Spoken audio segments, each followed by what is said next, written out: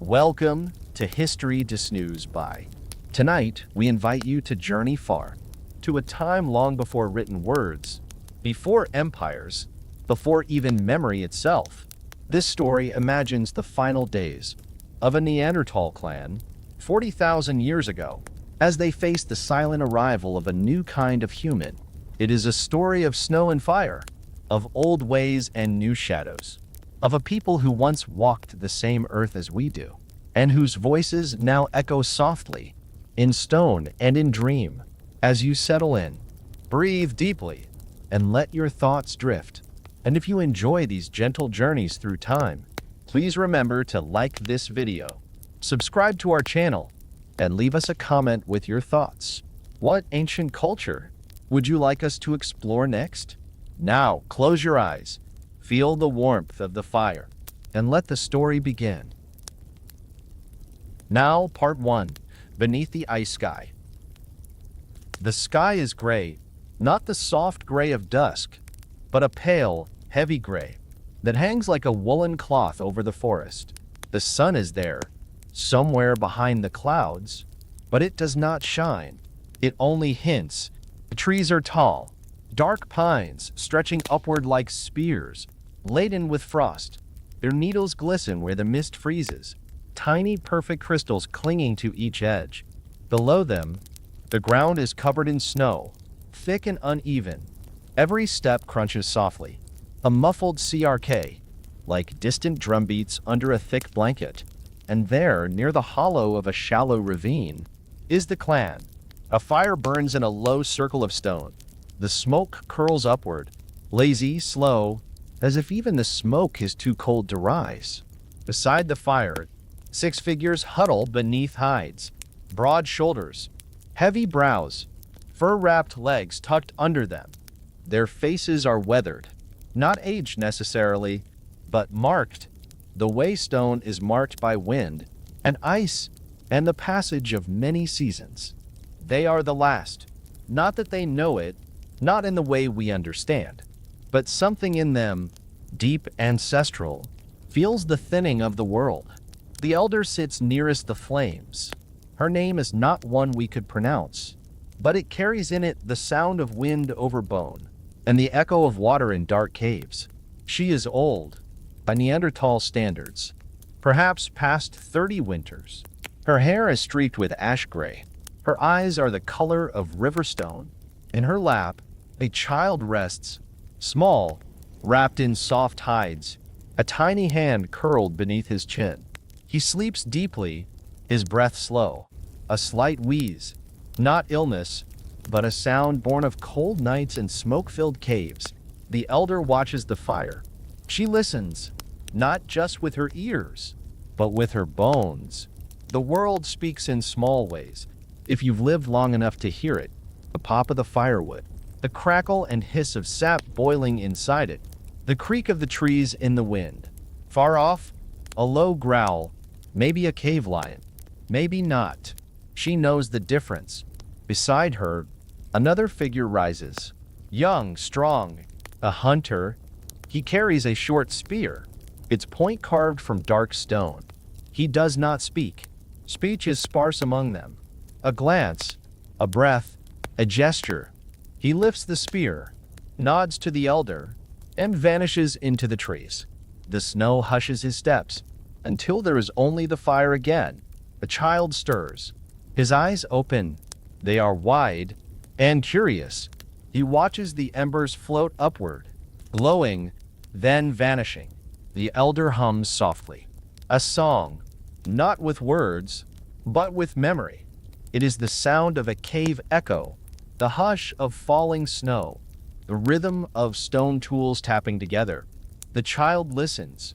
He does know what the song means, but he feels it, like warmth, like safety.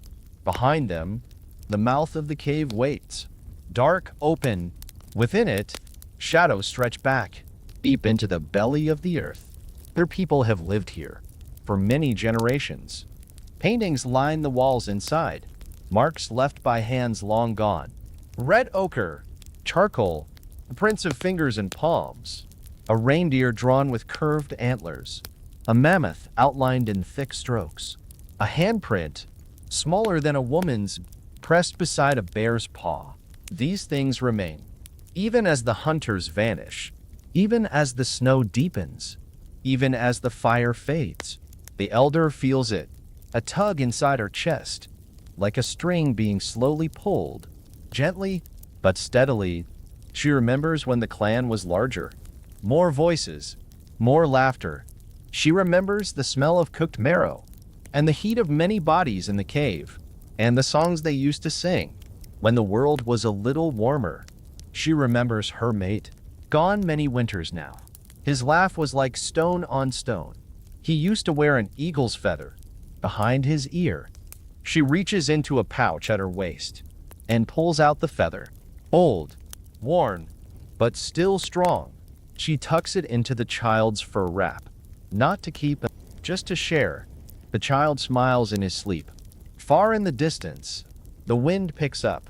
Snow drifts from the branches, and in the cold shadows of the trees, something moves. Not predator, not prey, but something else. 2 legs, tall, slim, wrapped in skins of a different make, holding something, not a spear, but long, with a sharpened edge of bone.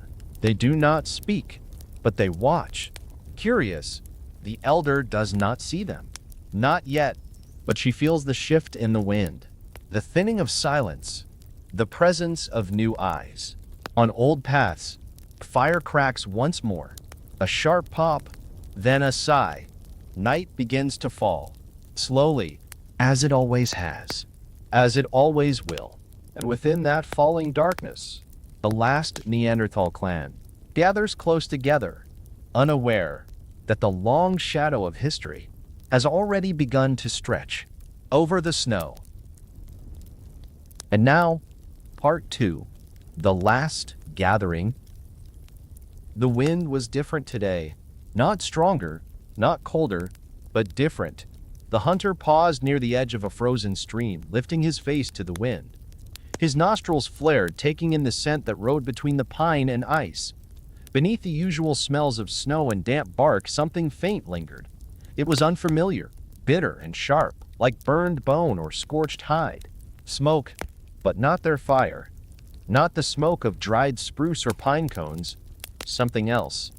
The scent of wood they did not gather, perhaps even dung. Something for it. He turned, scanning the white hills that rolled eastward, beyond the trees. The smoke was not visible, not from here. But the scent was certain, and it brought unease. Behind him, the forest creaked under its own weight. Branches bowed under the snow, and somewhere distant an ice shelf broke loose and fell with a dull, distant crack. He shifted his grip on the spear and knelt, placing one hand to the earth. The snow was hard-packed. The air was dry. If others had passed here, it was days ago.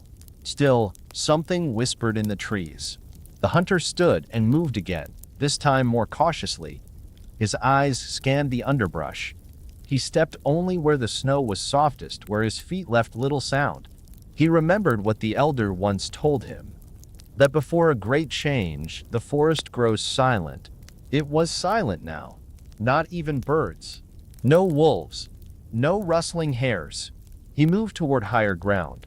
There was a ridge not far ahead, from which the surrounding valley could be seen. It was not a place they often went, too exposed. But today, it called to him. The climb was slow. Snow clung to his calves. His breath fogged the air. But the silence pressed him upward. At the top, he crouched low behind a fallen tree and looked out. And there it was. In the distance, thin threads of smoke rose in columns. At least 3. Perhaps more if the wind had not scattered them. Far beyond their usual hunting grounds, beyond the frozen marsh, beyond the crooked rocks, the place they called the far edge. He narrowed his eyes. Figures moved there. Not clearly, but movement was undeniable. He counted 4 shapes, small from this distance, but tall, thinner than his people. They did not carry spears as he did. They walked upright but with different motion, a certain looseness to their stride. Homo sapiens? They had seen signs before. Once a broken piece of bone carved into a shape they did not recognize. Another time, the sound of flutes, strange whistling notes drifting over the hills like ghosts. And once, long ago, a single figure seen at dusk, standing at the far side of a river, watching, then disappearing into the trees. Now there were many. He remained crouched, unmoving, watching them move about their camp. One stirred the fire with a stick. Another carried what looked like a net, strung tight with bone and cord. Their fire burned brighter than theirs ever did, and even from a distance he could smell cooked meat. The wind shifted again. It carried with it something more. Voices, not loud, not angry, but layered, soft tones rising and falling. Not the gestures and grunts of his own kind, but an endless stream of sounds. Language, fluid and strange, blinked, suddenly uncertain of what he felt. Fear? Curiosity? Both. He waited until the wind changed once more and the smell of smoke faded. Then, carefully, he turned and began to descend the ridge. Each step down seemed heavier, as though the snow had grown deeper, though it had not, as though the world had shifted slightly. Back at the clan's fire, the elder was feeding dry moss into the coals. The child sat nearby, carving shallow lines into a flat stone with a bit of sharpened flint. He was not drawing anything in particular, just lines, curves, shapes, like the ones on the cave wall. The elder looked up as the hunter returned. He said nothing, but she saw the change in his shoulders.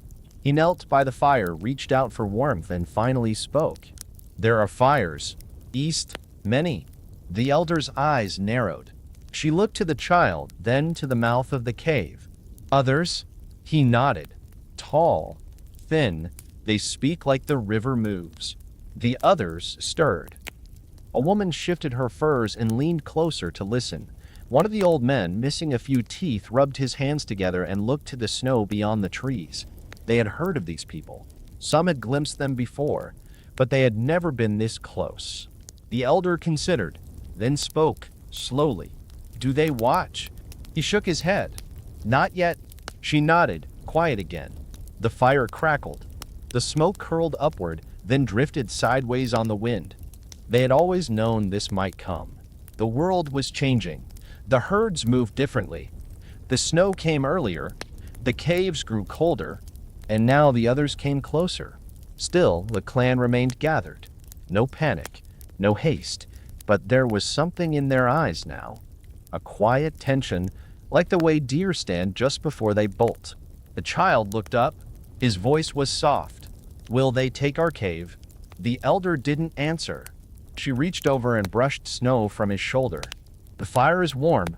That is all that matters." That night they huddled together more tightly. The cold was deeper than usual, and the dreams, at least for the elder, were long and wandering.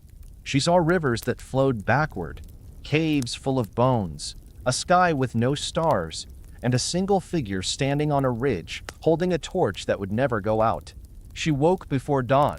Fire had died to coals. The snow had crept into the cave's entrance, soft and silent, and in the distance, barely audible. A dog barked, a sound they had never heard before, and something inside her chest, old and heavy, began to ache. She looked at the child, still sleeping, then out into the trees, and she knew the smoke over the hills was not just a sign of others.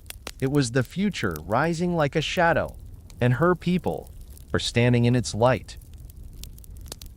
Let's continue with part 3. The elder speaks. Before the snow, before the silence, before the fire burned lower each night, there was light. The elder stirred before the others. The sky was still dark, but she no longer waited for sunlight. Her sleep came in fragments now, shallow pools of dreams broken by wind and memory. She rose slowly from her furs, joints aching as always, and stepped out into the morning chill. The cave behind her breathed warmth, but she needed the cold. She needed the quiet. Above, the stars were fading, pale specks swallowed by the dawn. The forest stretched out before her, still and gray. No footprints marred the snow yet. The world, for a few moments, was untouched. She stood alone, and the memories returned. She remembered a time when this clearing had been filled with voices. Not many, but more than now. A circle of fires. Children laughing. Young men boasting over mammoth bones. Old ones sitting close to the heat, rubbing their knees and telling stories without words. Her own father had once held the center of that circle. A great man, strong and gentle. His hair had fallen like a dark mane over his shoulders. He had a scar across his brow, a mark left by the tusk of a wild boar he had fought barehanded to protect a child. That child had been her. She remembered the sound of that battle, deep bellow of the beast, the breaking of branches, the thunder of her father's roar, and the silence that followed. The others had thought him dead, but he rose again, bloody, broken, but alive. And he had lived many winters after that, enough to see her grow strong, enough to teach her how to chip flint, how to follow the wind, how to know which mushrooms fed the body, and which ones fed the spirits. He had told her the world was always listening, the trees, the stones, even the cold sky. They did not speak with mouths, but they remembered. She remembered the cave before it was theirs. She had not yet bled when they first entered it. Only the oldest had dared explore its full depth. Inside were bones, some old, some ancient, and drawings. So many drawings. Figures with horns, birds with human hands, circles filled with fire. She had traced them with her fingers, not understanding them, but feeling their weight. It was said the cave was touched by spirits, a place where the living met the dead in peace. From hunting inside, no births, no fire beyond the second chamber, only silence, and the sound of water dripping slow and steady from the ceiling far above. She remembered the first time she bled. Her mother had taken her beyond the ridge, to the place where the white flowers grew even in the cold. They sat in silence, knees touching, and watched the sun rise over the distant hills. There were no words, only a song, a humming low in the throat, a sound passed down through women whose names were no longer spoken, but whose voices still lived in the breath of the trees. She had not been afraid. She had seen many things by then. The dying of a brother, the burning of a forest struck by lightning, the black bear that wandered into their camp and stood on two legs, watching them without fear before retreating into the dusk. But the bleeding had not frightened her. It had been a beginning, a marking, a welcome into the rhythm of things. Later, she bore children of her own, 3 in all. One had lived only a single winter, too small, too weak. She had buried him with a carved shell in his hand, a gift from her father, and whispered a prayer that she barely remembered now. The second had grown tall, fast and clever. He had been taken by a lion, far to the south, on a hunt they should not have attempted. The third, she had lived, for a time, a girl with a sharp laugh and a mind like wind, always moving, always watching. She had once followed a crow for an entire day just to see where it would go, and it had led her to a cave no one had ever seen, filled with crystals like stars. But her laughter too had faded, a sickness, fast, unforgiving, and so the elder stood now in the snow, alone in memory, her hands gnarled from cold and time, but still strong enough to hold the weight of the past. She looked toward the east. The sky was beginning to brighten. A faint blue touched the horizon. The trees remained still, but she could feel the presence of the others. Not her people, the tall ones, the ones with strange voices and sharper eyes. Their scent had reached even here now. Smoke and ash and leather oiled and fat she did not recognize. She did not hate them. There was no room in her for that. But she feared them, not for what they might do, but for what they already had done. The birds had changed their songs. The animals moved differently. Even the sky seemed quieter, as if watching. They were like a wind that could not be stopped. Not cruel, not evil, but vast and certain. And in the face of that, she was only one voice, one breath, one memory. She knelt in the snow and placed her hand on the earth. It was cold, but beneath, deep below, she could still feel the pulse. The world had not forgotten them yet. She pressed her forehead to the ground, closing her eyes, and breathed deeply. She remembered her mother's hands, her father's scar, the way her daughter once danced with a wolfskin over her shoulders, pretending to howl at the moon. These things were real. They mattered, even if no one remembered them one day. Behind her, the child stirred. His small voice reached her. "Elder?" She lifted her head and turned. He stood in the cave's mouth, rubbing his eyes, hair messy from sleep, a bone pendant hanging crookedly around his neck. She smiled. "I remember." She held out her hand, and he came to her. Together they stood in the snow, watching the sun rise through the trees.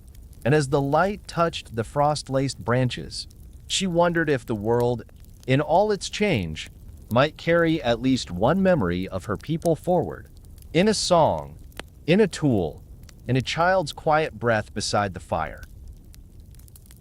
Now we move into part 4, the path of bone and flame.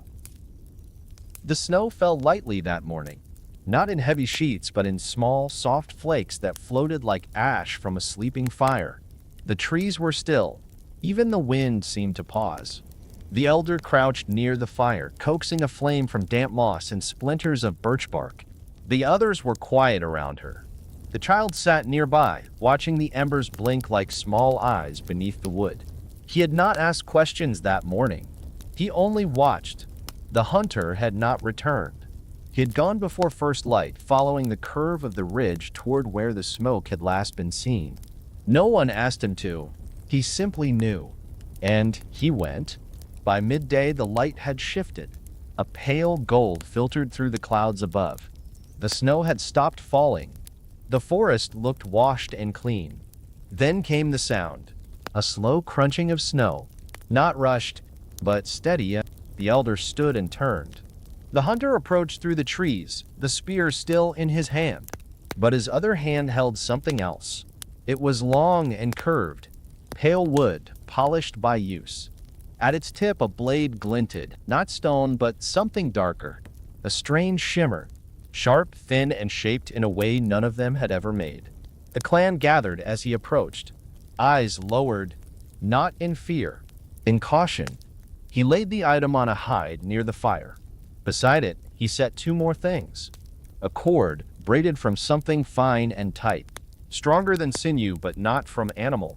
And a small carving, a figure smooth and dark, not of any creature they knew. Its eyes were holes, its mouth a thin slit, a face but not one of theirs. He sat beside the fire and rubbed his hands together. He had walked far. There was frost on his beard. His breath was slow. The elder bent low to inspect the items. She touched the blade first. It was cold, smoother than any flint or bone she had ever held. So sharp it whispered as her finger moved past it. She ran her thumb along the cord. It was firm, like tree bark, but flexible, not woven by fingers like theirs. The carved figure she did not touch. She only looked. Behind her, the child crept closer. He reached out toward the small face, eyes wide. The elder gently took his hand. "Not yet," she whispered. She looked at the hunter. "Where?" He pointed east, then north. "Near the rocks where the rivers meet." They left these behind. They were moving fast. The clan fell silent. The fire cracked softly. Smoke drifted up toward the cave roof. One of the women leaned forward and gestured toward the cord. She mimed tying it around her wrist. The hunter shook his head. "It does not stretch. It does not break." The elder crouched again and studied the blade. She had seen many things in her life. She had carved stone until her hands bled. She had shaped tools from antler and ivory, but nothing like this. She knew what it meant. Even if the others did not, their ways were changing. Not from within, but from without. The blade meant something. It meant speed. It meant power. It meant difference. She looked toward the cave wall where the drawings lived, where her ancestors had placed their hands in paint, where mammoths danced in red and black. Would those marks still matter? When the ones with the blades came, The child pulled gently at her hand. What does it mean? She looked at him, his eyes full of wonder. It means the forest has grown new teeth. That night the hunter did not sleep. He sat near the fire sharpening his own spear, not with stone but with thought. He had seen the way the others walked. Their feet made less noise. Their movements were smoother. They used their tools not just to hunt, but to shape the land. He had seen one with a string stretched between a bent piece of wood. A small stick. A bird fell from the sky. It frightened him, but it also stirred something inside. Not fear, not awe, but a strange curiosity. Could such a tool belong in his hand? Could he hold it and still be? He did not know. The elder sat across from him. You think too loudly, she said softly. He looked at her. You saw their weapons? Yes. You saw their hands? Yes. Did they look like ours? No. The fire snapped. They both watched the sparks rise, then vanish. She leaned forward. Do not forget the stone. Do not forget the bone. But learn the shape of their fire. He nodded slowly. In the back of the cave, the child slept deeply. But even in sleep, his hands curled slightly, as if holding something not yet made. The wind shifted. Outside, the snow stirred from the branches, falling like whispers onto the earth. And in the distance, just beyond the trees, a faint glow. Another fire. Not theirs, but close. Too close. The elder did not speak. She listened to the silence between the flames, to the rhythm of the night. The strange tools had not spoken, but they had said everything. And she knew they were no longer alone. Part 5. Tracks in the Snow. The forest had gone still again. Too still. The kind of stillness that speaks not of peace, but of presence. A silence not from rest, but from watching. The hunter crouched beside the tree, his hand pressed into the cold snow, fingers splayed wide. His eyes studied the ground carefully, then the trees, then the ground again. There it was, a single track, then another, pressed shallow into the snow, barely visible, but real. The toes were long, the heel narrow, the stride different. He had followed deer before, or bear, even wolf. But this was not the same. This was no animal. It was upright. It was deliberate. And it was not him, or anyone from his clan. He rose slowly, adjusted the fur across his shoulder, and took a breath. The cold bit into his throat, sharp and clean. The wind shifted slightly from the east, carrying the faint scent of pine bark, of old ash, of distant smoke. He began walking, one step at a time, each footfall slow, measured. The snow compacted beneath his weight. With a soft, low crunch, the tracks led between two trees, where the branches dipped low, heavy with snow. He ducked beneath them, his breath warming the air before his face. Every few steps, he paused, listened. There were no birds, no scurrying hares. Even the wind seemed to hold its breath. The world watched him. He followed the prints deeper into the woods. They wove along a narrow path, crossed a small stream frozen near the edges, then disappeared briefly beneath a patch of crushed grass. He crouched again, ran his fingers across the bent blades. The snow was disturbed, but not by panic. This had been careful movement, slow, intentional. Whoever passed here was not afraid. He stood. His hand rested on the shaft of his spear, not in readiness, not in threat, but in familiarity. It was as natural to him as his own shadow. The tracks reappeared on the other side of the grass and led toward a low hill. As he climbed, he noticed something strange. The forest smelled different. Not the sharp, wild scent of deer bedding, not the musk of fox, but something unfamiliar, soft, almost sweet, like oil pressed from crushed leaves. He had smelled it once before, on a broken twig, days earlier, then again on a discarded strip of hide that had no Neanderthal mark. Now it was stronger. He crested the hill, and there he saw the remnants of a fire. It had been covered hastily with snow, but he could still see the ring of blackened stones, the pieces of charred wood, a smudge of ash caught between two roots. He crouched beside it, reached down, touched the stone, still warm, not burning, not hot, but warm. They had not been gone long. He scanned the area. No tools, no bones, no skins. Whoever had been here took everything with them. Everything except the scent, the ashes, and the shape their feet left behind. The prince led on, past the fire, but he did not follow immediately. Instead, he sat, cross-legged, silent. The forest held its breath with him. He closed his eyes and listened, not with ears, with memory. He remembered other fires. Fires in the cave, fires after hunts, fires beside bodies wrapped in fur. Before they were carried to the mountain, he remembered the elder's words. That fire remembers. That fire watches. That fire never lies. He opened his eyes and stared into the place where flames once danced, and imagined them again. He could almost hear them.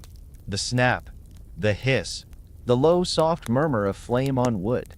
He imagined the strangers sitting there, their long arms folded, their heads bent low, their strange clothes, their foreign tools, and then he imagined himself walking into their firelight. What would they do?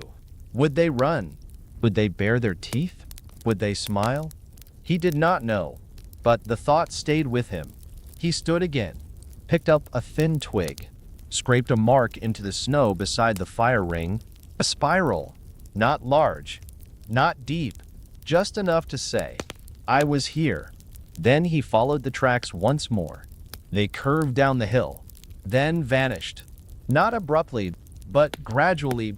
The snow thinned at the base of the slope, where the sunlight reached between trees. The ground beneath was harder, more stone, less mud. He bent low, searching for other signs. A broken twig, a scuffed leaf, a handprint. Then, in the bark of a nearby tree, a cut, clean, straight, not from claw, not from accident, from tool. He pressed his fingers to it. Smooth, precise. He looked around again. The wind rose, then dropped. Something moved behind him. He turned quickly, but saw nothing. Still, he was not alone. The trees did not betray the presence, but the feeling grew. Not threat, not welcome, awareness, as if someone watched him the way he watched deer. He walked on, not fast, but not slowly now either. A part of him wanted to see, to understand. Another part wanted to turn back. He reached a wide flat of earth, where the snow had melted completely. Pine needles lay in thick patches. The ground was dark and soft. Here the tracks ended. He stood in the center of the clearing, looked outward. Nothing. Then he looked up. In the trees above, a branch moved, not from wind, not from weight, just once, then still, and somewhere to his right, a flicker of color, too light for fur, too clean for bark, a flash of bone necklace, or tooth. He stared for a long time. No movement came again. Whoever watched him knew how to remain hidden, but they had let him get this close. He was certain of it. He turned slowly, retraced his steps, not with fear, but with intention. As he climbed back toward the covered fire, he heard birds begin to sing again. A single note, then two, then the forest exhaled. He passed the spiral he had carved. The snow had begun to soften its edges. He stood there a moment, watching it fade. He thought about the other ones. He thought about how their footprints looked like his, but not. How their fire burned like his, but not. How their presence felt like something old and something new at the same time. And he whispered into the trees, "I see you," then turned and began the walk home. Coming next, Part 6. The Fire Remembers. The fire had burned all through the night. Soft, low, steady.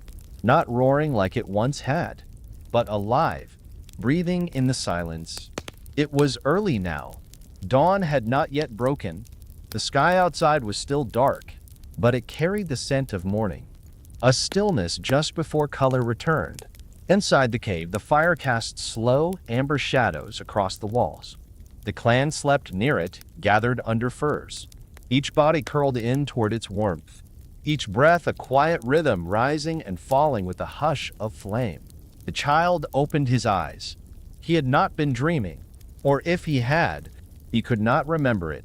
Only the soft crackle near his ear, the warmth that never left his skin. The elder was already awake. She always was. She sat across the fire, knees tucked beneath her, her hands folded in her lap. The flicker of flame lit the grooves of her face, turning them into valleys of memory. He watched her for a while, not speaking, not moving. Then, quietly, he sat up. The air inside the cave was cool, not biting, but deep, still. It made the fire feel even warmer by contrast. The elder's eyes met his. She smiled. "Come," she whispered. "It is time you learned." He rose, stepping over one of the women still asleep, careful not to wake her. The old man snored softly in the far corner. The hunter turned in his sleep, murmuring something lost to dreams. The child padded over to the fire, sat beside her. She passed him a stick, thin, curved, burned at one end. A coal poker. He held it carefully. "What do I do?" She nodded toward the edge of the fire. Ash had built up where wood had once been. "Move it gently." He reached forward slowly, stirred the ash, revealing a pulse of red beneath. It glowed like a sleeping heart. "Good," she said. "Now add breath." He leaned forward, lips parted, blew carefully into the ember. A faint flare of orange, a whisper of heat. Again, he blew again. The coal brightened, spread. The elder reached for a small bundle of dry moss. She handed it to him. "Place it there." He did. The moss hissed softly, curled inward, caught light. Then, a flicker, a curl of smoke, a bloom of orange. "Fire." She nodded. "And now you have remembered." He looked at her, confused. "What do you mean?" "This," she said, gesturing to the flame, "is memory." He stared into it. It danced and snapped. It reached upward, then fell back. It changed shape, but never disappeared. He looked back at her. "How is it memory?" "Because it carries all that came before. The sun, the wood, the hands that struck the first spark, the breath of your mother, the warmth of the child who once sat where you sit now." He blinked. "Who was that?" "Me?" She placed a new log onto the growing fire. It hissed as it caught. "The fire doesn't forget. Even when we do." He stared again at the flame. It made shadows on the cave wall. They moved slowly, flickering mammoths, flickering trees. His own hand. He raised his hand, watching its shape stretch and shrink. "Like the drawings," he said. "Yes," she whispered. "Like the drawings." He reached for a second stick, charred at the end. He poked gently at the edge of the coals, learning the rhythm. "Can it speak?" She smiled. "Not with sound, but yes." "How?" "By the way it moves, the way it burns, the way it listens." The child tilted his head. "It listens?" She nodded. "When the wind speaks, it responds. When we are afraid, it settles low. When we sing, it dances." He watched. The fire crackled. He whispered, "Can it remember people?" "It already does." He looked around at the cave. The sleeping bodies, the stones, the furs, the marks on the wall. "Has it seen all of us?" "Yes, and all the ones before us, and even the ones who will come after. But they're not here yet." "Not yet." He poked the coal again. "What does it do with the memories?" "It passes them to the smoke, to the wind, to the stone." He stared at the fire for a long time, then asked, "Can it die?" "Only if we forget to feed it, or if we no longer need it." He thought about that, then said, "I never want it to die." She looked into the flame. Then you must learn to feed it, not just with wood, but with stories, with care, with listening. He nodded slowly. I will. The wind outside shifted. A hush swept through the cave. The others stirred but did not wake. The elder stood and walked to the rear of the cave. She returned with a bundle wrapped in hide. She sat beside the fire again. She opened the bundle. Inside, a flat stone, smoothed by years, marked with dark streaks. A set of tools, flint, bone, charcoal. She placed the stone between them. Would you like to give the fire a memory? He nodded. She handed him a piece of charcoal, still warm from the edge of the coals. Draw what you remember. He hesitated, then pressed the charcoal to the flat stone. A shape emerged. A curved figure. Short legs. A heavy back. A bear. He drew a tree beside it. And a spiral. Then, his own handprint. He dipped his fingers into the ash and pressed them to the edge.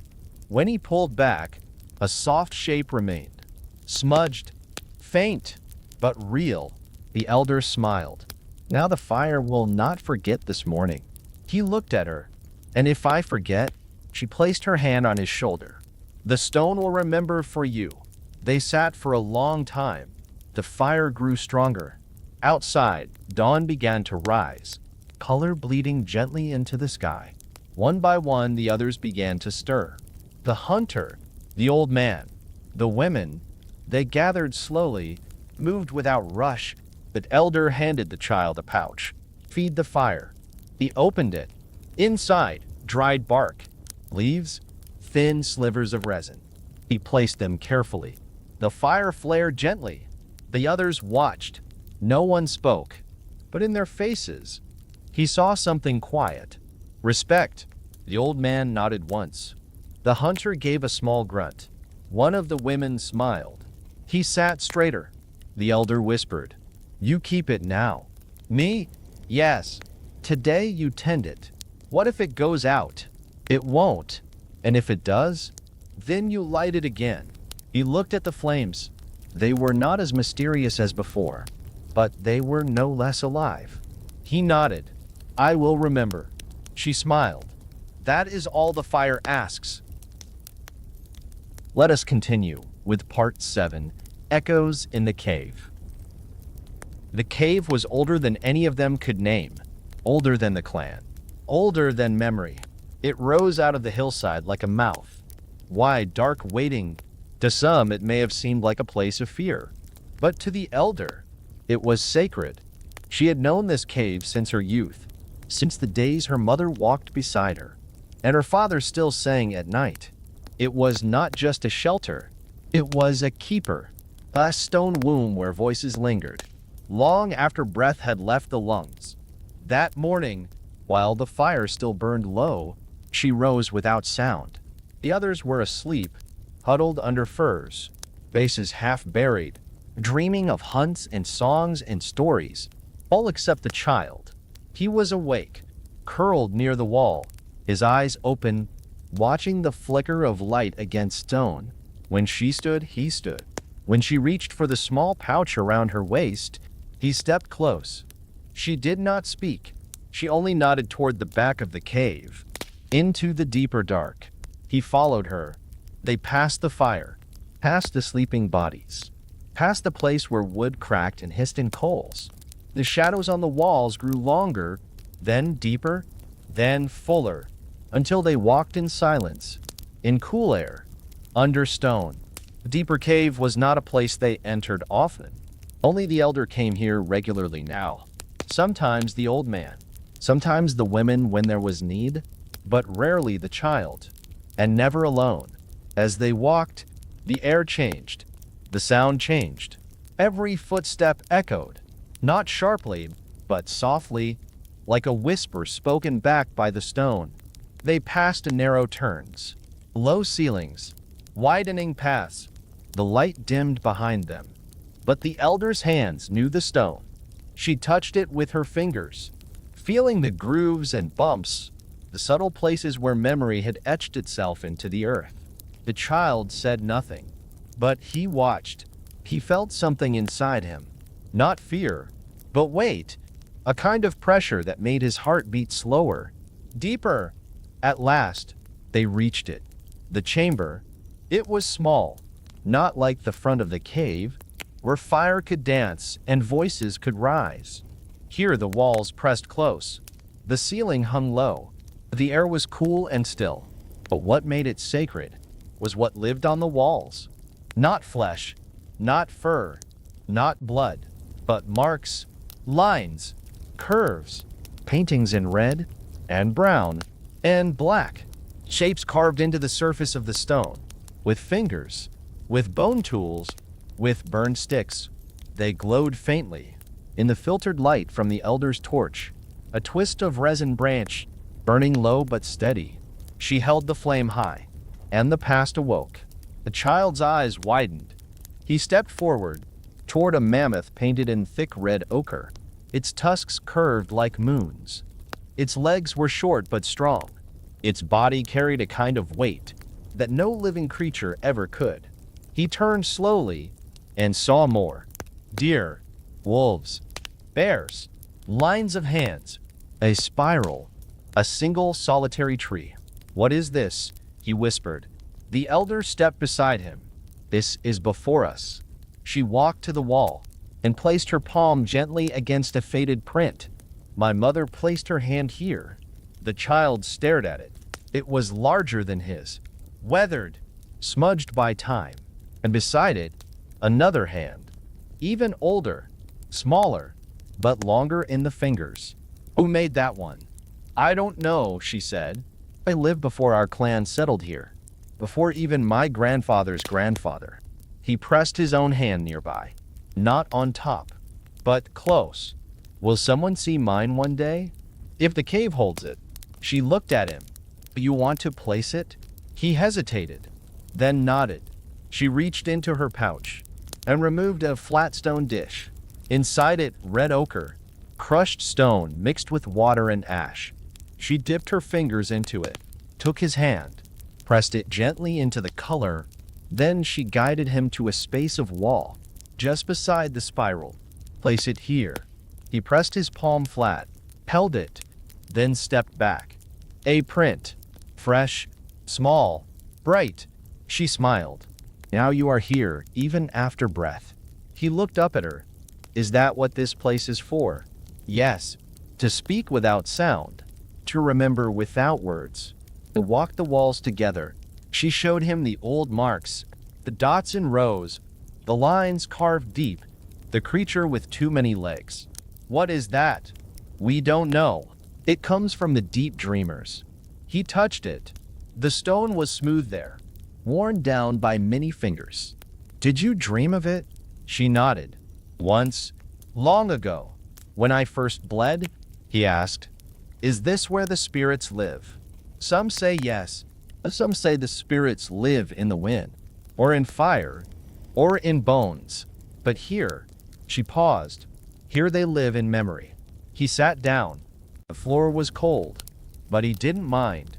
She sat beside him. They listened. The cave hummed softly. A drop of water fell, somewhere in the back. A sound like breath. Slow, patient.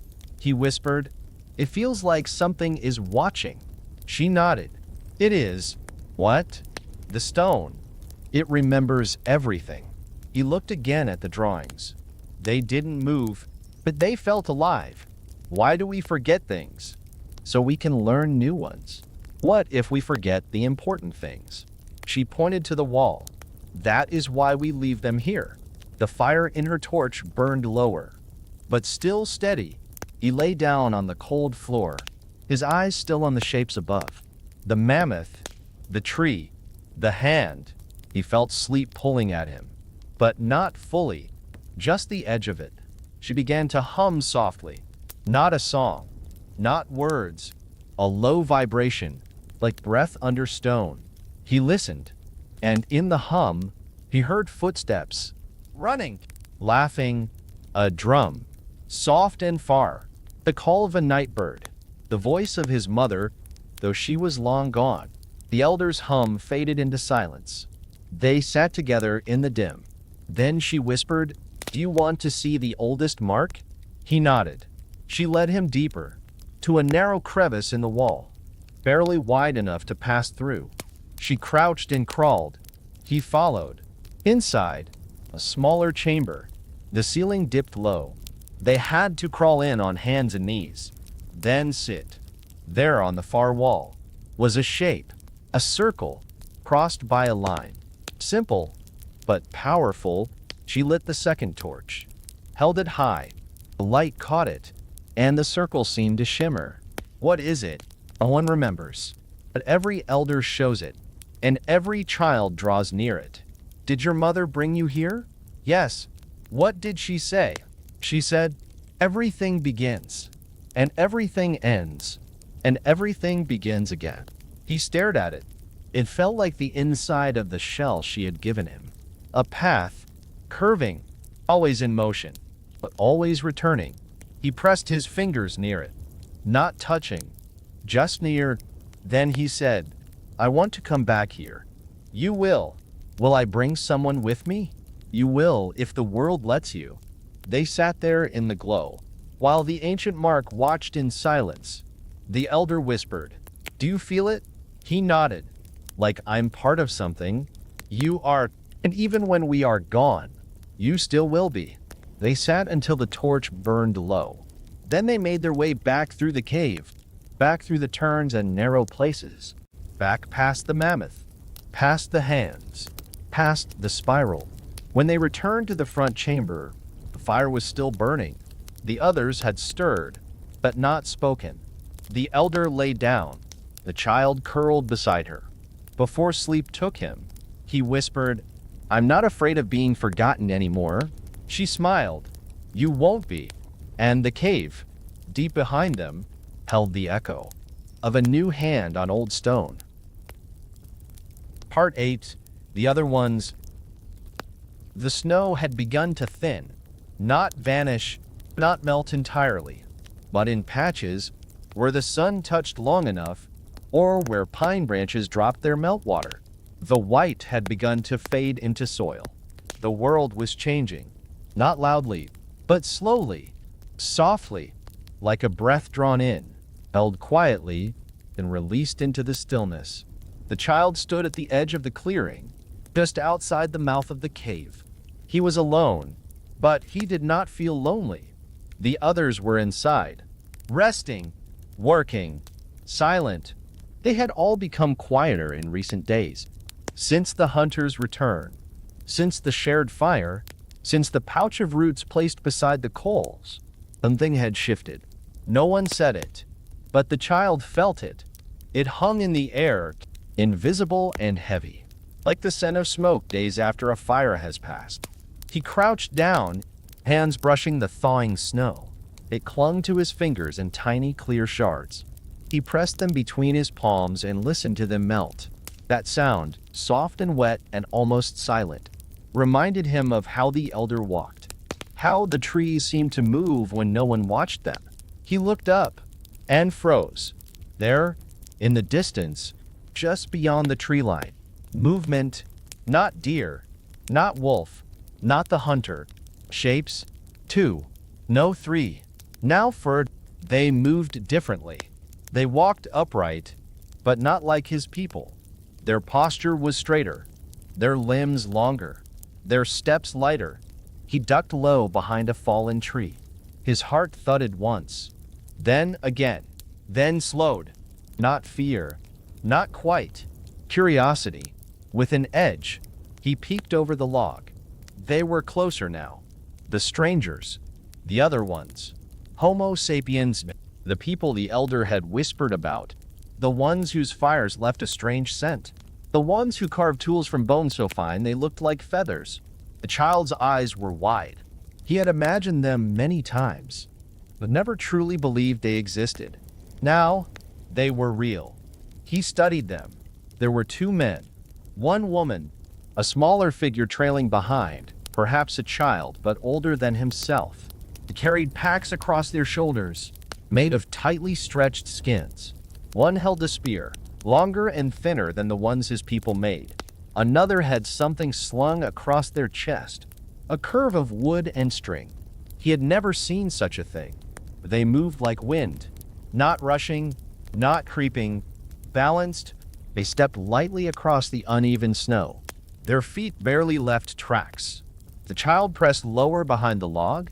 His breath slowed again, his ears filled with the distant sound of their footsteps and the beat of his own heart. One of them stopped, the tallest. He turned slowly and looked toward the clearing. The child held his breath. The man's eyes swept the tree line, lingering just above the fallen log. But they did not meet his. They moved on, one step, then two. Then the whole group passed behind a cluster of trees and vanished from view. The child stayed frozen. His hands gripped the bark of the log. His chest rose and fell. It was not until birdsong returned to the trees that he stood. He turned and walked quickly, not running, back to the cave. Inside, the elder was placing dried moss into a basket. She looked up as he entered. He didn't speak at first, but she saw his face, saw the flush in his cheeks, the brightness in his eyes. She set the basket down. "You saw them?" He nodded. "How many?" "4. "Clothes?" "Yes." "Did they see you?" He hesitated. "No." She motioned for him to sit. He knelt beside the fire. The warmth helped settle his hands. He looked at her. "They're taller." "Yes." "They walk like deer." "Yes." "Their eyes don't move like ours." "No." "They carry strange things." "Yes." "What are they?" She was quiet for a moment, then said, "They are us, but not." "What does that mean?" "They come from the same breath, but they took a different path." He turned the words over in his mind. "Will they come here? One day. Will they hurt us?" She looked into the fire. "They will not mean to, but they might." "Yes." He reached toward the coals with a long stick, poked gently. Ash fluttered. "What should we do?" "Remember them. They don't know us." "That may be true, but we must still remember." He thought for a moment, then said, "I want to draw them." She raised her head. "Yes, you should." He rose and went to the back wall of the cave, to the space near his handprint, near the spiral, near the marks that meant time. He took a piece of charcoal from the pouch, held it carefully. He drew the tall shape first. Long legs, thin arms, a line for the pack across the chest, a mark for the curved tool. Then the others, smaller, lighter, hided no faces, only the posture, the motion. When he was finished, he stepped back. The elder stood beside him. Now they are inside the cave. He nodded. The others gathered later that evening. The hunter returned. The old man brought kindling. The women carried fresh water. They sat around the fire. The child spoke. "I saw the other ones." The flames flickered across their faces. No one laughed. No one doubted. They listened. He told them what he saw, how they moved, how they carried tools, how they passed without sound. The old man nodded. "They walked through my grandfather's valley long ago." He said they smelled of strange oils. The hunter asked, "Did they look strong?" "Not in the way we do, but they looked sure." The elder added, "They know the land differently than we do, but they know it." The child pointed to the drawing on the wall. "I wanted them to live there too." The others looked. No one spoke. But one of the women rose. She pressed her palm beside the drawing, left her mark. Then the old man. Then the hunter. A gesture. A decision. The fire burned low. The child turned to the elder. "What happens now?" She looked at the wall, at the strangers drawn in charcoal, at the hands pressed beside them, at the spiral. "Now, we watch. We remember. We wait." Outside, the snow creaked under its own weight. Somewhere in the distance, an owl called once, then went quiet. The night was full, not of danger, not of fear, but of presence, of something just beyond the trees. Something coming, not quickly, but surely. And inside the cave, A boy held the memory of a people his kind had never spoken to, and gave it shape so that it would not vanish when the fire one day did. Next, we enter Part 9, The First Contact. The wind had shifted again. It carried something new. Not danger, not a storm. Something quieter, something strange. The hunter stood at the edge of the clearing, his breath fogging gently in the cold morning air. His eyes scanned the trees. He was listening, but not for prey, not for the tread of deer, or the padding steps of a bear. He was listening for a sound he did not yet know. Behind him, the fire in the cave flickered. The others were waking. He heard the elder stir. The child coughed softly in sleep, a low hum from the old man. But he did not turn. His attention was forward, towards something he could not see. The smoke? He had smelled it again the night before. Not theirs. Too sharp, too pungent. Different bark, different hands. The strangers were close again, closer than ever. Had dreamed of them the night before, not in shapes or faces, but in movement. A flicker of limbs behind trees, sound of voices without words, a feeling in the stomach, as if the earth itself were turning beneath his feet. He had woken before the others. The fire had been low.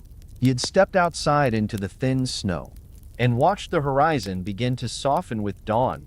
He had not told the elder, not yet. Instead, he took his spear, a length of ashwood carved with care, its point of dark flint chipped by his own hands.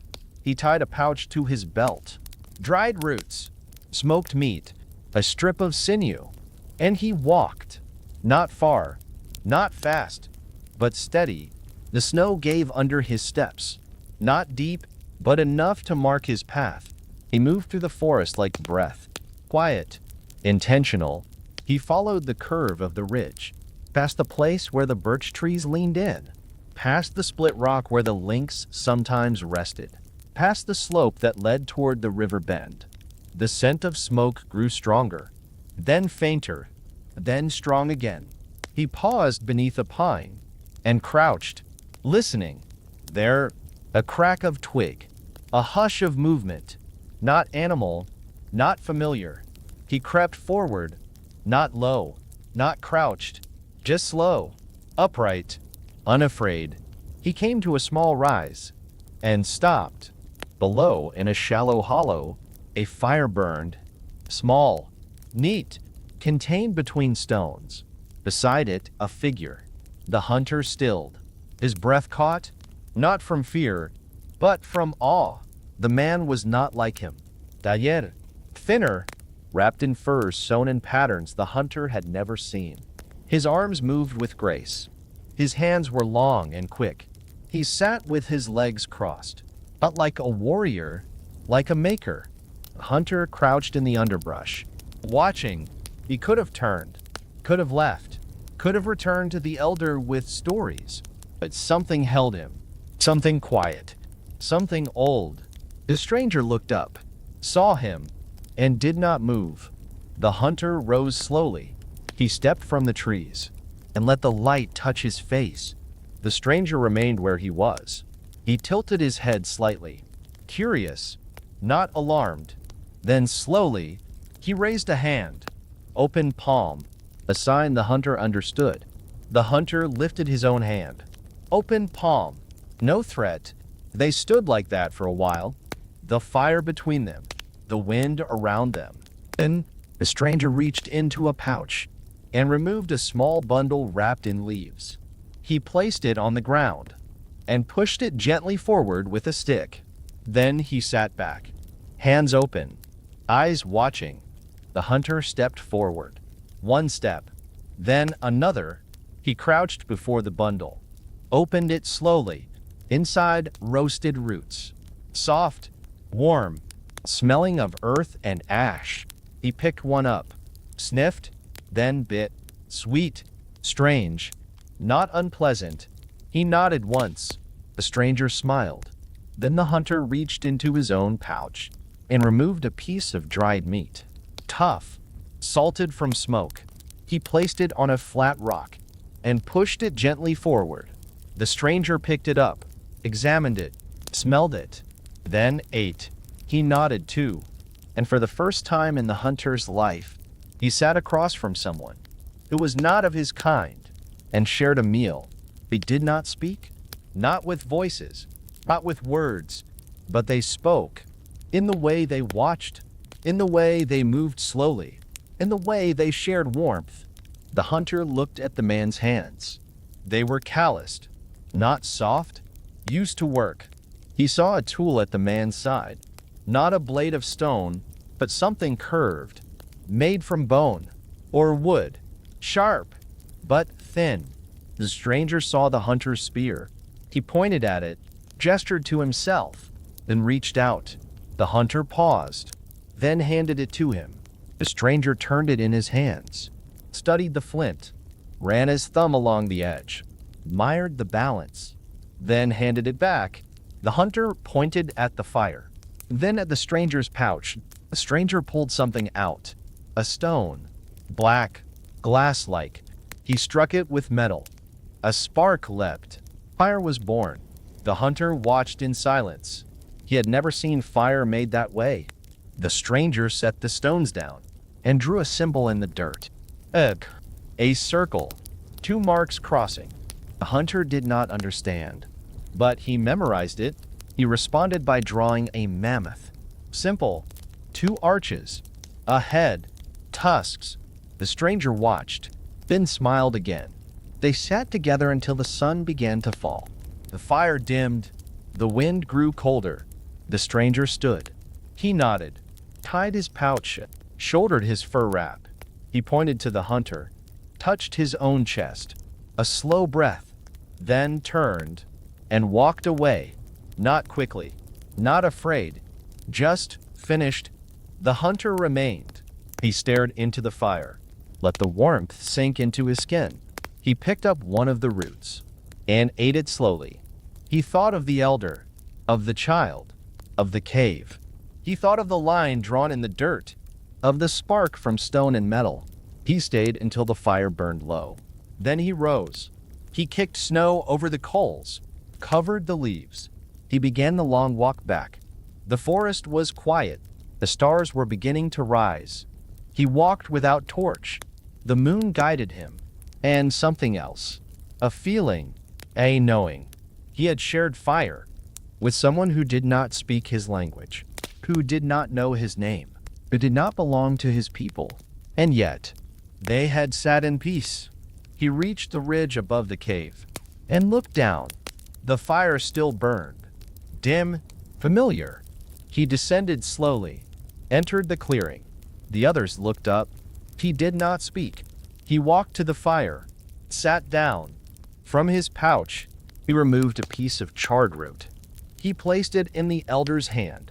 She studied it. Her face gave no answer, but her eyes did. The child crawled close. Did you find them? He nodded. Did they speak? No. Did they see you?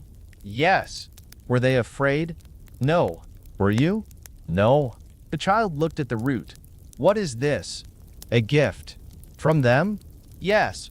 The elder looked to the fire. She placed the root near the coals. Let it warm. She looked at the hunter. What did you learn? He was quiet for a long time.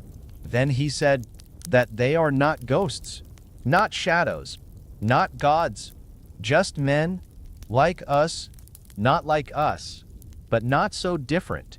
The elder nodded. Then it begins. What? The change. The hunter stared into the fire. He remembered the man's face. Not hard, not soft, just present.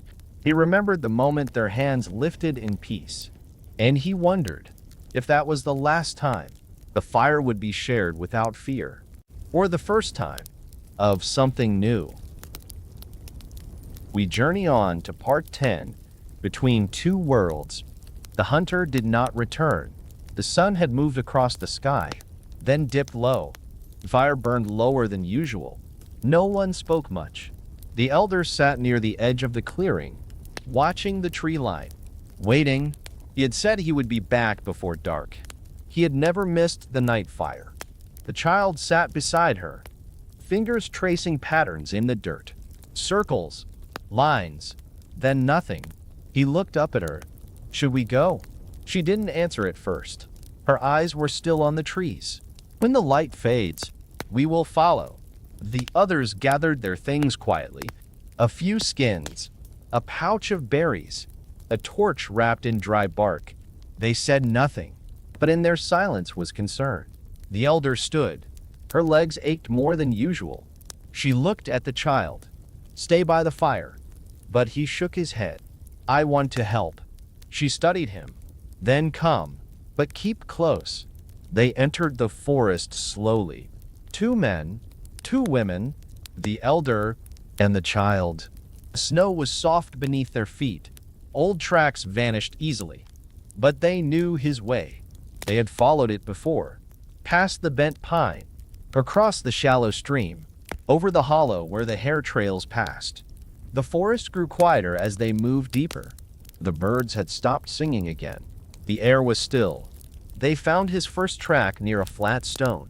Just the heel. Half a step. Sunk deep. Then nothing. They moved forward. One of the men found a broken branch. Split near the base. "Not natural." "He's near," someone said. They pressed on. Then the child stopped. He pointed. There. Something beneath the snow. Dark. Round. The elder approached slowly.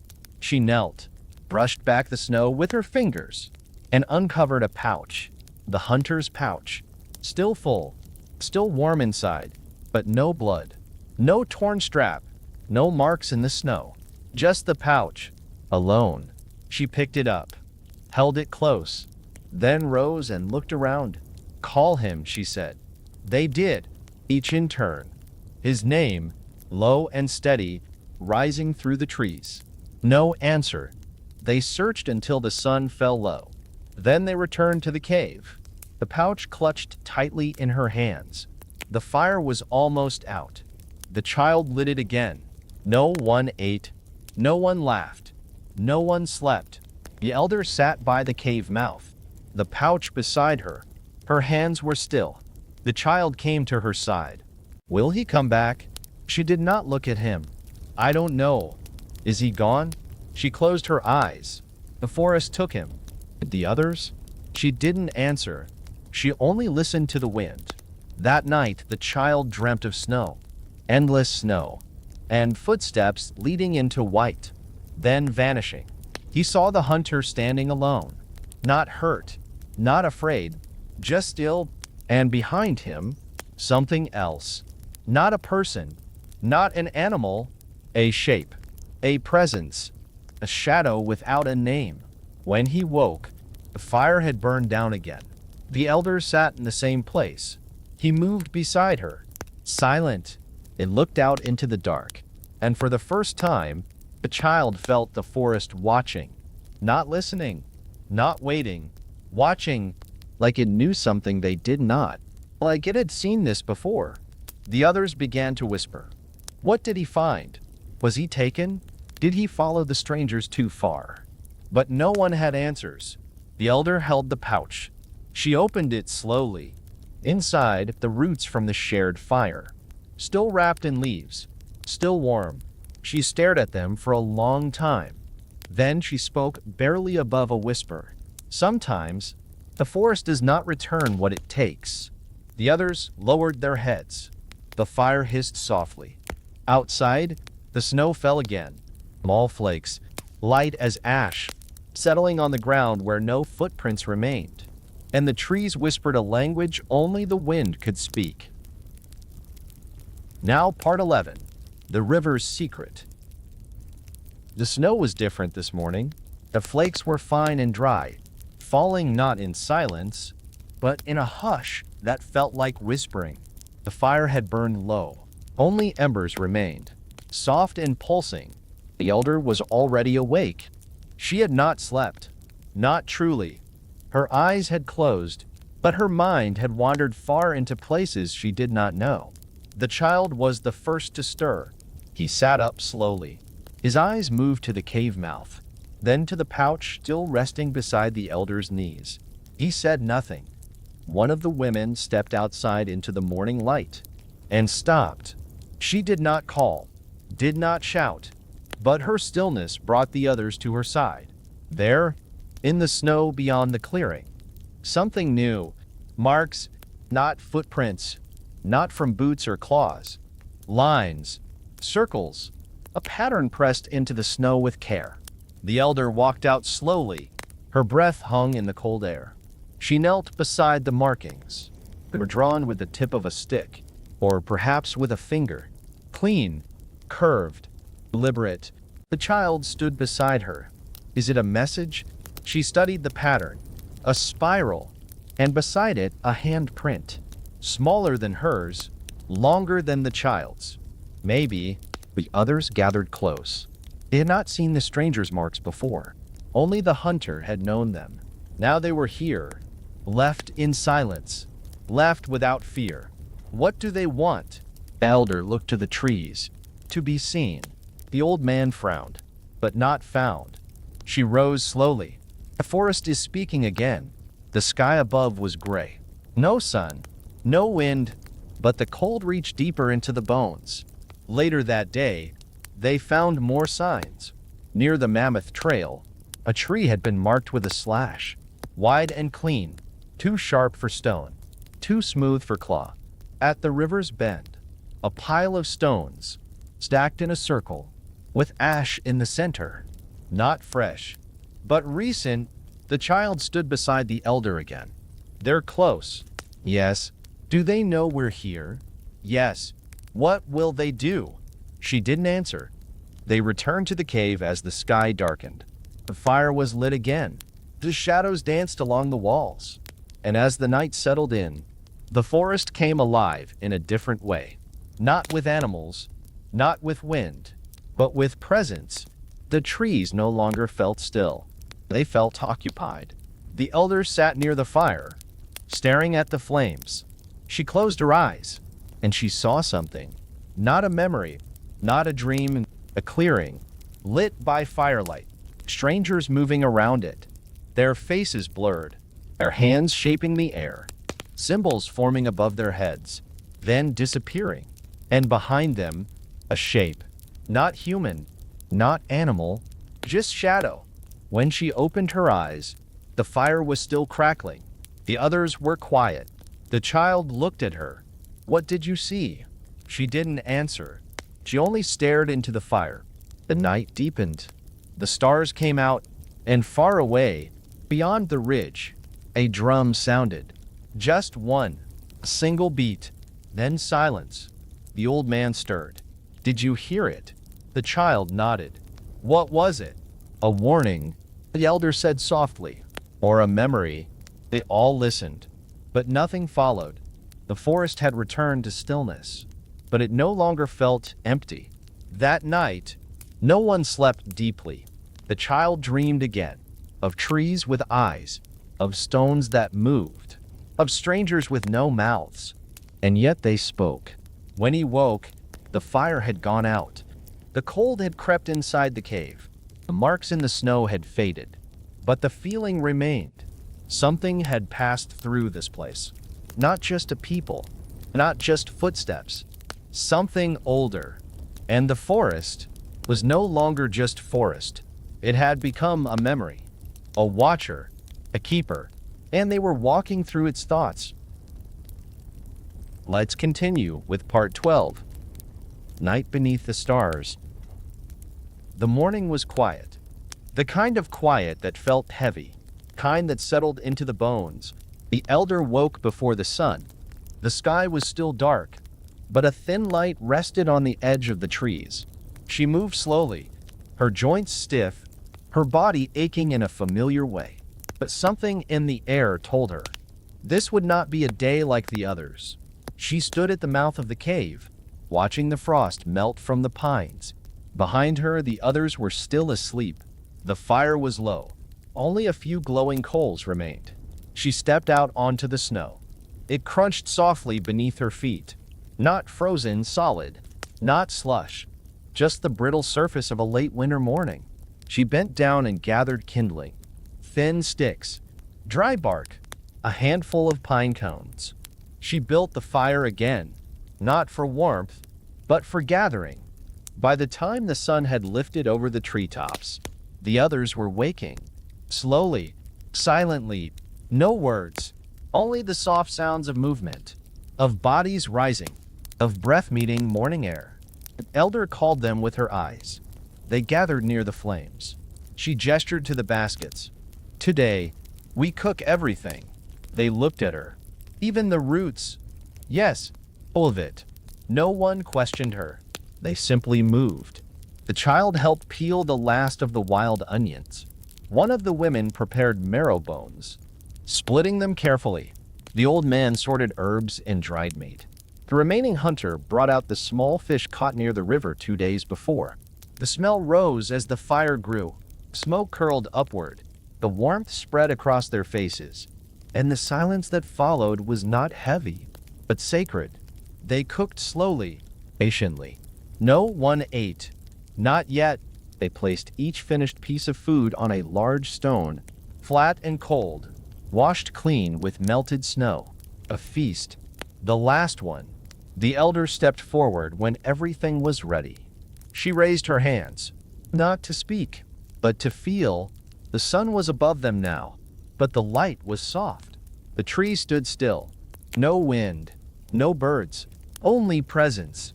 She looked at each of them in turn.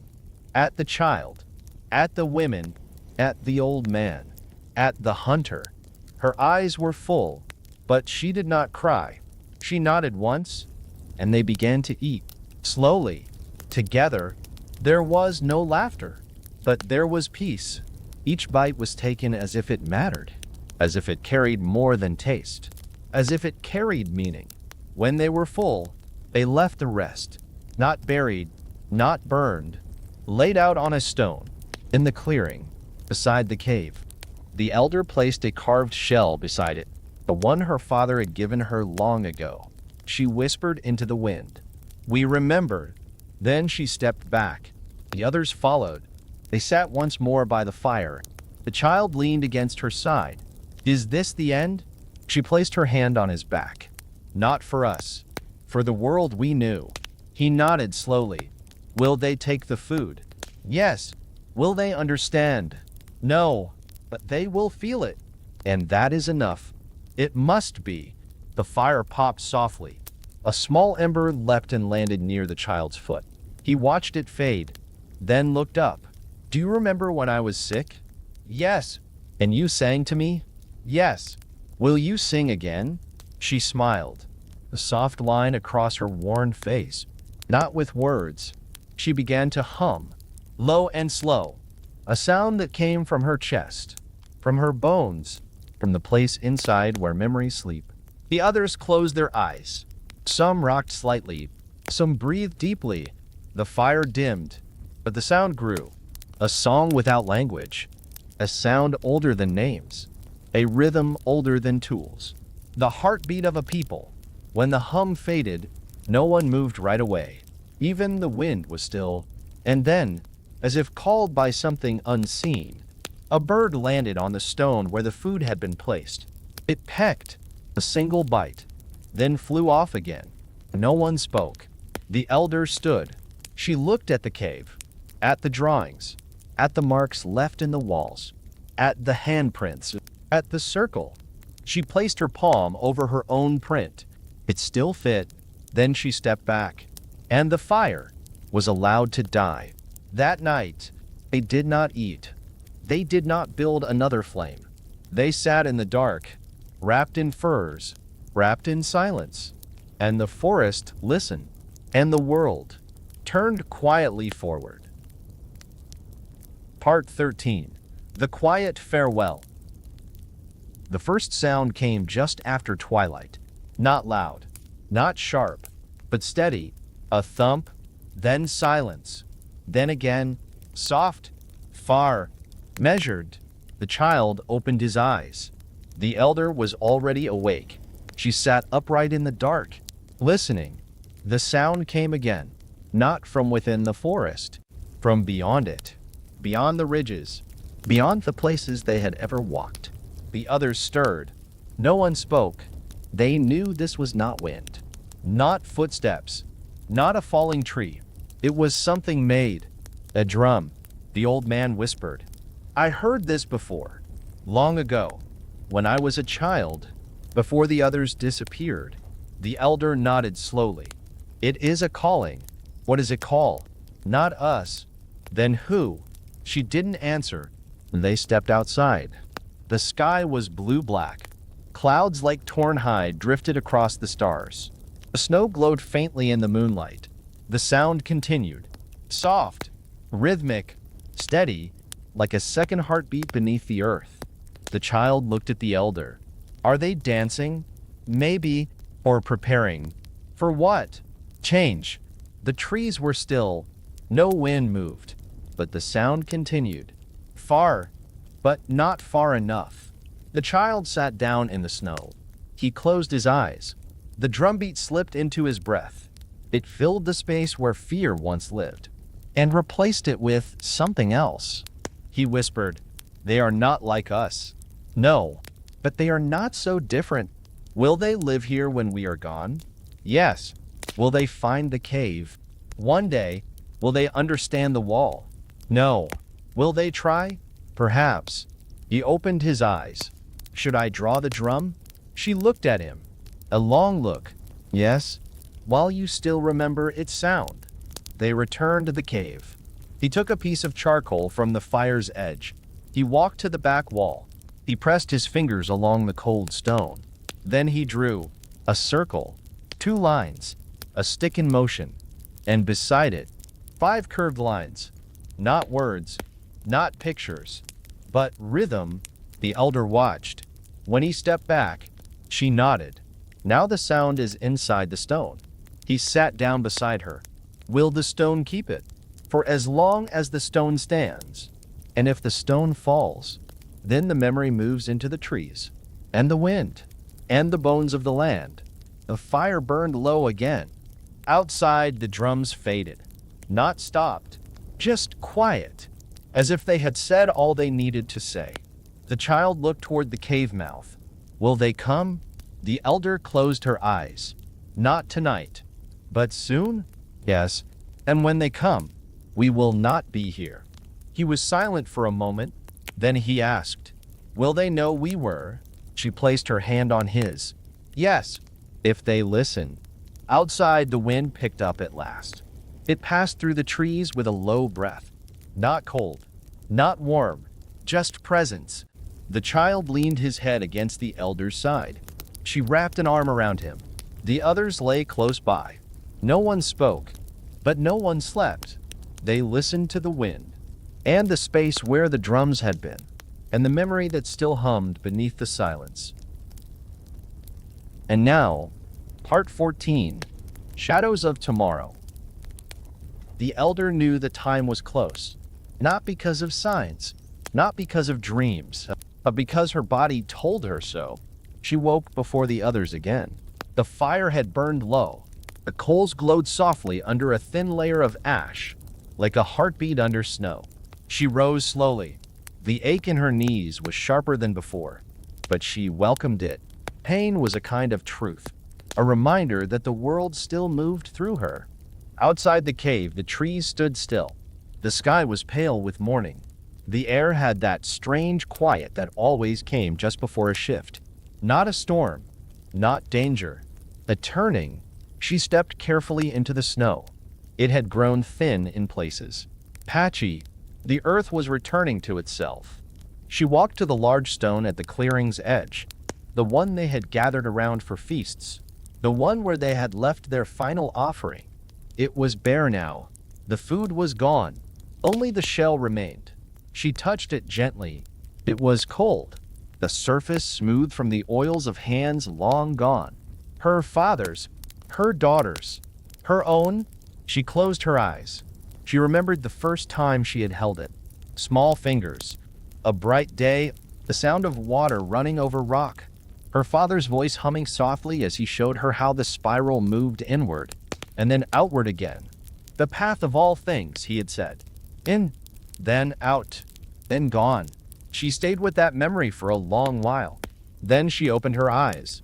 The child stood at the mouth of the cave, watching her. She beckoned him with a small gesture.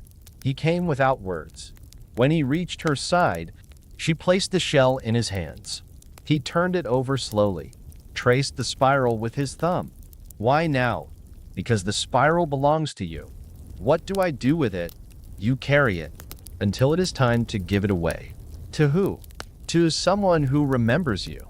They stood together in the cold, the shell between them. The forest breathed around them. The child looked up at her.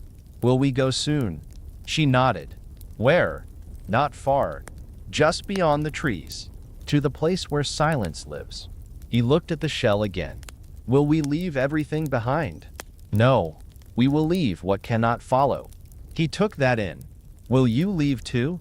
She did not speak. Her silence was the answer. She turned and began walking. He followed. They moved through the trees slowly, not like those who hunted, not like those who fled. They walked as if listening, as if the land had something to say. The others followed at a distance. The old man, the women, even the last hunter, his eyes more shadowed than before. They came to the place where the trees opened. A small rise in the land, a flat rock shaped like a table, a thin stream trickling nearby. The elder placed her hands on the stone, felt its weight, its memory. Here, they stopped and laid down their bundles. Not food, not tools, just tokens, bits of bone, pieces of shaped wood, feathers, stone beads, charcoal from the fire. The child placed the shell gently among them. He looked to the elder. Is this a grave? No, it's a doorway. To what? To remembering. The old man sat on the ground, cross-legged, and began to hum. One of the women joined him. Then the other. Their voices were low, wordless. The hum was not music, not a tune. It was breath. Alive, full of years. The elder closed her eyes and let it carry her. She saw firelight on stone walls, the shape of her daughter's hand as it traced the outline of a deer. Her mate's face, laughing in a snowstorm. The day she found the cave. The day she buried her first child. The time she followed a wolf. And the wolf led her. All of it came back. Not as pictures, but as warmth. When she opened her eyes, the hum had stopped. The sky above had shifted. The sun hung low now, soft behind a veil of cloud. She stood and turned to the child. It is time. For what? For you to speak. I don't know what to say. Say nothing. Just listen. He nodded. She guided him to the center of the clearing. To the stone. He stood before it. She knelt beside him. Place your hand on it? He did. Now breathe. He took a long breath. Then another. He felt the stone beneath his palm. Felt its chill. Felt how still it was. How patient. The elder spoke. When you are gone, this stone will still be here. When the snow has melted, and the trees have changed, and the names are forgotten, the stone will remember your touch. He closed his eyes. What else will it remember? The hum, the fire, the shell, the sound of your footsteps. He stood there for a long while, then stepped back. The elder stood slowly. She looked at the others. Now we return. They did not argue. They did not linger. They left the offerings where they lay, left the stone uncovered, left the spiral in silence. The walk back to the cave felt different. Not longer, not shorter, just final. Inside, they rebuilt the fire, the last one they would make in that place. The elder sat nearest to it. The child curled up at her side. Will you go before the morning? She nodded once. He didn't cry. He only pressed closer. How will I know? You will wake, and I will not be here. Where will you be? In the place where silence lives. Will I see you again? Not with your eyes, but yes. He nodded. Will the others remember? For a while. Then they will carry something new. Is that bad? No. It is how the fire moves forward. He fell asleep beside her. His breath soft, his body warm. The fire cracked gently. The old man dozed. The hunter sat with eyes half closed. The women whispered, then fell quiet. The elder looked at them all. Her people. What remained? She closed her eyes. Listened to the fire. Listened to the breath of the cave. Listened to the quiet. And when her eyes opened again, the stars were out. She stood, stepped outside. The snow had stopped. The ground was clear in places. The wind had gone still. She walked into the trees. Not far, just to where the stone remembered. She sat on the ground, wrapped her furs close, watched the sky. The moon rose slowly. The air turned colder. The forest made no sound. She felt her heartbeat slow, not with fear, not with grief, with peace, with knowing, with release. She thought of her father, his voice in the wind, her daughter's hands, painting on the wall. The first time she saw the other ones, the time she sang alone at the river's edge, the night she held the shell for the first time. All of it was here now, with her, around her, not gone, not fading, just turning inward, then outward, then gone. And as the light touched the tops of the trees, she closed her eyes, and the forest stood still, and the earth listened, and the last of her became quiet. Finally, part 15, the last of the clan. The cave was quiet. The fire had died in the night. No smoke, no crackling, only a faint scent of ash, soft as memory. The child opened his eyes slowly. He felt the cold air first, a chill that touched his face, his fingers, his breath. The furs around him were still warm, but the space beside him was empty. He reached out without looking. His hand touched only air. She was gone. He sat up carefully. The others were still asleep. The hunter lay curled near the cave wall. The old man had pulled his fur over his face. One of the women stirred, then settled again. He rose quietly, stepped over the stone floor with bare feet, each step soft, each step slow. He reached the mouth of the cave and stood in the thin gray light of morning. Outside, the snow had melted in long stripes. The earth showed through, brown and wet, lined with fallen pine needles. The wind had returned, not strong, not cold, just present. He looked to the trees. No movement, but he knew. She had left in the night, as she said she would, gone to the place where silence lived. He did not cry. He stood still for a long time, watching the place where the forest opened wide. Then he walked. No food, no tools, no fear. Only the shell, tied around his neck with a strip of hide. The spiral rested just below his collarbone, its curves smooth against his skin, its weight small, but full. He walked into the trees, following nothing and everything. The path was not marked, but it was known, somehow, as if her steps had pressed a memory into the land. And now, he was retracing it. The snow was thin here, the earth soft beneath his feet. Pine cones cracked quietly underfoot. Birds moved in the high branches, but did not call. Even the forest was holding its breath. He came to the clearing after a time. Not long, not short, just after. The stone still stood in the center, flat, cold, unmoving. The stream nearby ran low, its sound quiet, the rhythm of water over stone. He saw her furs first, folded neatly, placed at the base of the rock. A final gesture, a sign of care. The shell she had given him still hung around his neck. But he reached out and touched the stone anyway, pressed his palm flat against it. It was cold, but it remembered. He felt it, the shape of her hands, the hum of her voice, the firelight that once danced here, the breath of the old ones, the stories that had no words. All of it was in the stone. He sat down beside it, cross-legged, quiet. He listened to the stream, to the wind, to the trees, and to the silence that lived here now. The silence was not empty. It was full, full of all that had been, full of all that would never be again, full of echoes, pressed into earth. He stayed there until the sun passed high overhead. Then he stood. He looked around, at the trees, at the trail behind him, and he made a choice. He did not return to the cave. Not that night. Not the next. He remained near the stone, gathering sticks, sleeping in a shallow bed of moss, drinking from the stream. He was not waiting. He was listening. Each day he walked a little farther, not far, just beyond the edge of the clearing. He followed birds, watched the way they dipped and turned. He studied the shape of stones and the way bark peeled from trees. He listened for footsteps, but none came.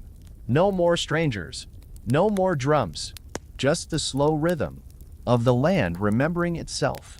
On the seventh night, he dreamed again. He stood in the cave, alone. The drawings glowed faintly, like coals in the dark.